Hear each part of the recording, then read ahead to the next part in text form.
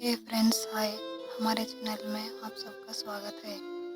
आज की इस वीडियो में हम जानेंगे ऐसे दो दोस्तों की कहानी जो अमीर बनना चाहते थे और आखिर में वो बने। चलो देखते हैं कैसे। एक गांव में दो लड़के थे, राम श्याम। दोनों आस पड़ोस में रहते थे और अच्छे दोस्त भी बने थे। दोनों बड़े सपने देखते और कहते एक दिन वो उस गांव के सबसे अमीर आदमी बनेंगे। दोनों टैलेंटेड भी थे, बस उन्हें एक मौके की तलाश थी और वो मौका उन्हें एक दिन मिल गया। जिस गांव में वो रहते थे वहाँ पे पानी की बहुत कमी थी।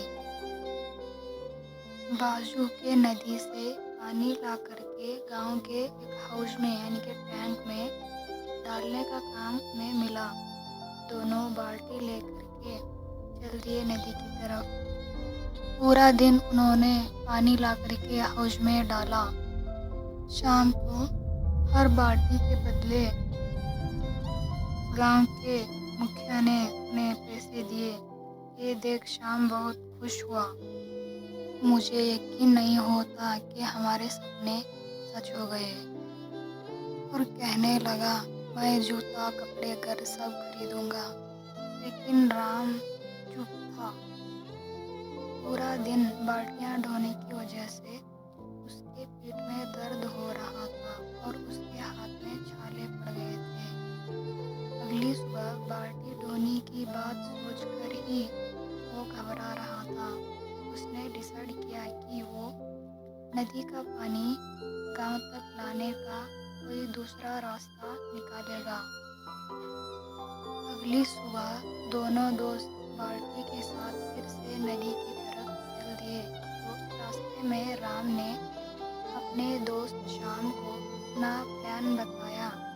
उसने कहा, दोस्त, कुछ पैसों के लिए हम पूरा दिन बाल्टियां ढोने के बजाय क्यों ना हम नदी से गांव तक एक पाइपलाइन बना दे। श्याम ने मना कर दिया और राम को बताया कि हमारे पास बेस्ट नौकरी है। इससे जितना पैसा हमें मिलता है उससे वो अच्छी ज़िंदगी गुजार सकता है, जैसे कि कपड़े घर वगैरह खरीद सकता है।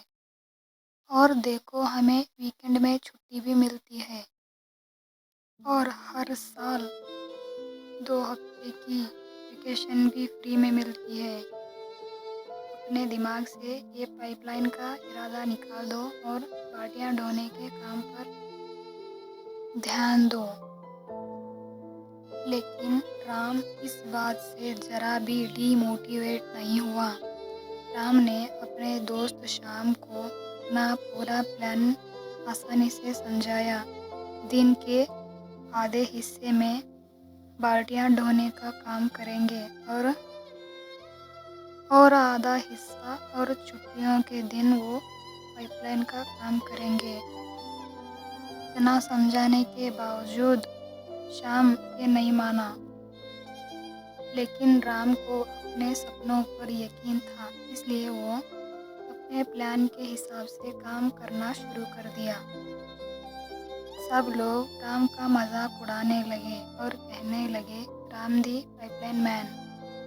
दूसरी तरफ श्याम राम से डबल अर्निंग कर रहा था। वो अपनी नई खरीदी हुई चीज़ों को दिखा रहा था। उसने अपने लिए एक गधा खरीद लिया था जो उसके घर के सामने खड़ा था।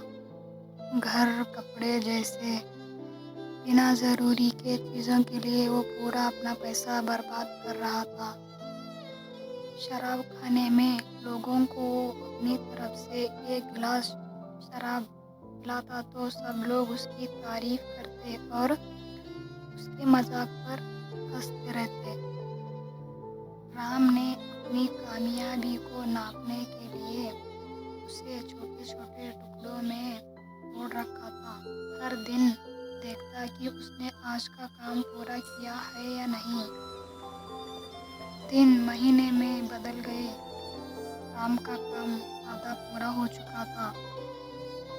لائن بنانے کے بیچ آرام کرتے وقت رام نے شام کو بالٹیاں ڈھوتے دیکھا تو اسے برا لگا۔ اس کے کندھے اب کافی زیادہ جھک گئے تھے۔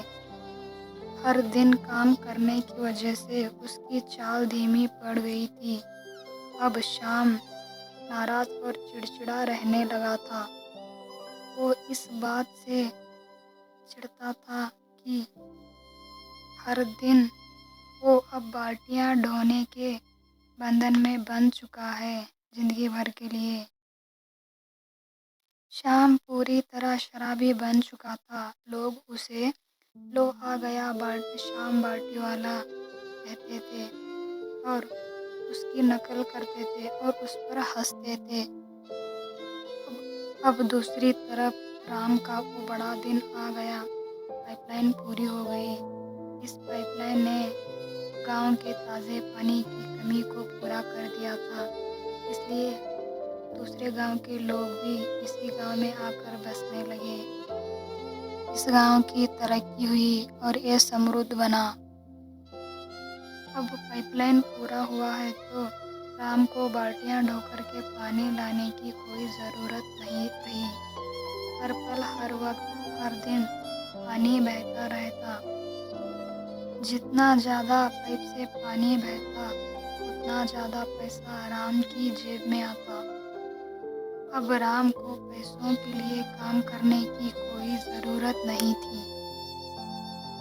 پائپ لائن والا رام اب چمتکاری رام کہلوانے لگا۔